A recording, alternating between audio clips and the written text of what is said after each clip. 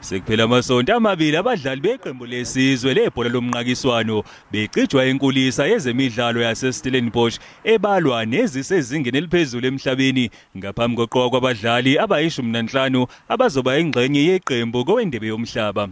Currently have a squad of 22 players and that has to be shortened to a number of 15.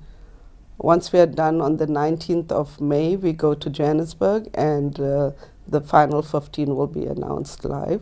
Emva kwalokho kuzoqala umsebenzi omqoka okwenza amalungiselelo okugcina. Once we get the 15, we can knuckle down into more, tactical and technical direction for the side.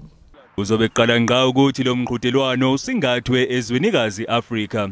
Excited and obviously emotional in the same space. So for me to be part of this group and to contest for my position, it's really honor as a person and obviously for the nation. I'm fighting for the nation just to play in front of my crowd. So it'll be interesting to see the results of whatever. I've worked so hard for this. I think I deserve it. Kusenjalo indebe yomqhudelwano webhola lomnqakiswano emhlabeni izofika lapha eNingizimu Afrika zengamashumi 25 kwephezulu.